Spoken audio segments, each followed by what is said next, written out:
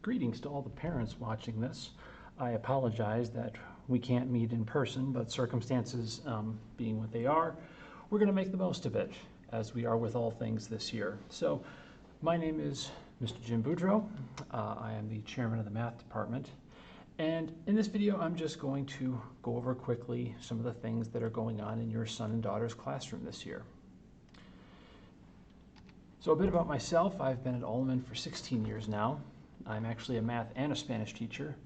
I consider myself introverted, meaning that I tend not to be the type to strike up conversations or talk for a while. I tend to say what I need to say and be quiet, mostly because I feel like your time is important, and I'm not going to fill your time with things that aren't really that important.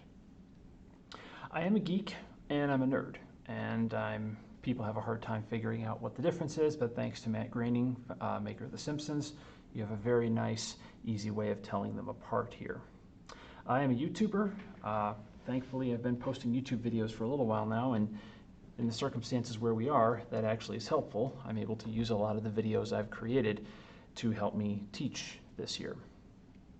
So the big question is, how do grades break down? Because with parents, that's kind of the first thing that you see, is you see in RenWeb grades.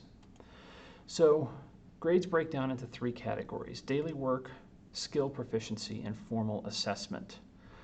And for the regular classes, daily work is 20%, skill proficiency is 50%, and formal assessment is 30%.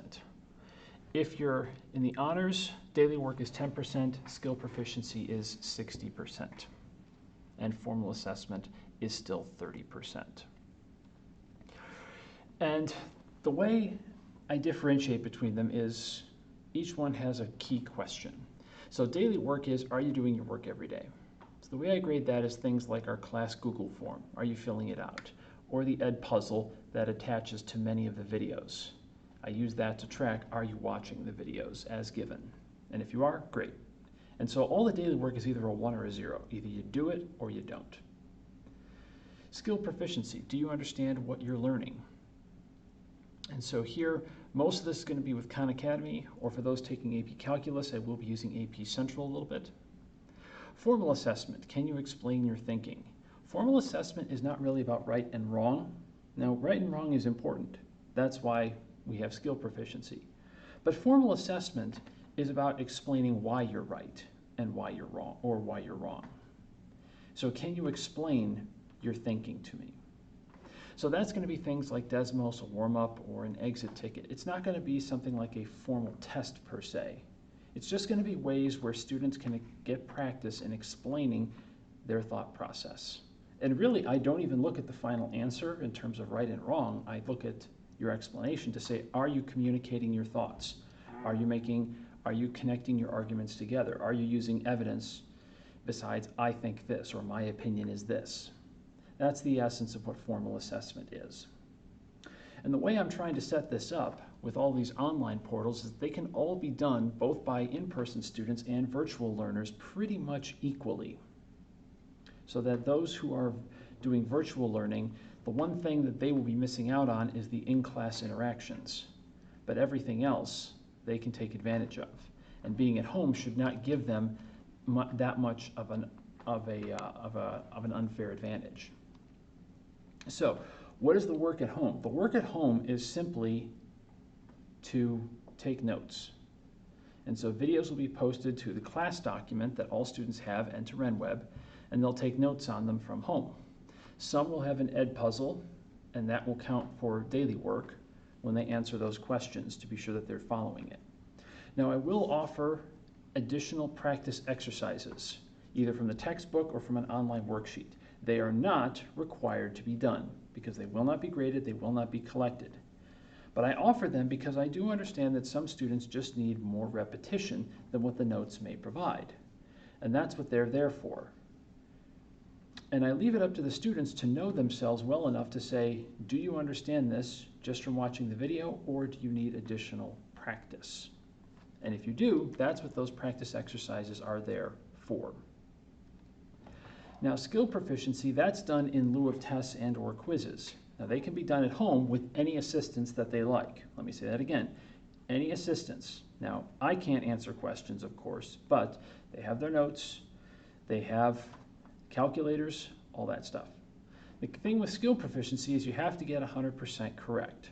So usually if it's a Khan Academy practice, there's usually four problems, and you have to get all 4 in a row.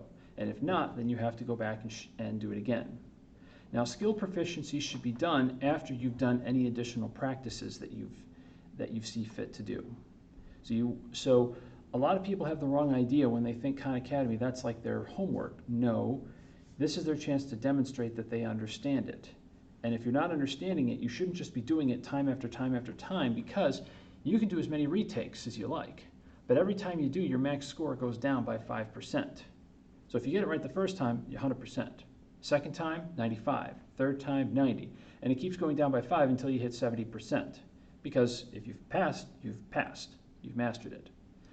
But if you're doing it over and over and you're not getting it, you should be contacting me. Or you should be doing some of the practice problems that I attach to it. You shouldn't just be doing it over and over and over again, because you're not learning anything unless you stop, reflect, and see what you need to do to improve. As far as the main resources that we're using online, the main one is RenWeb. Next, through Google, is the linked class document, the class form, the class discussion page. Those are all, I had my students on the first day put them onto a folder on their Chromebook. So anytime you log into Google, these should be all available. I will be using Khan Academy, Edpuzzle, and then for those who are in AP Calculus, I will be using AP Central. Availability. I'm always available from 7:30 to 5. So those are the times that I am usually around at work or at my computer. I have 3rd period or 5th period free. And I always say most low grades are caused by not doing work on your own. Now, we're not doing homework, but you should be doing practice problems if you need the additional help. Now, these are the 4 class rules or mindsets that I think kind of encompass the way my class is run. Number 1, be present, both physically and mentally. So if you're here to learn, don't be distracted. Same thing for those of you who are doing virtual. If you're learning from home, eliminate distractions. Number 2, don't take what isn't yours to take. That's not only in terms of things, but also in terms of permission. If you're not given permission to do something, don't take it. Number 3 basically just deals with interactions with me. I'm just one flavor of many of authority figures that we encounter in life.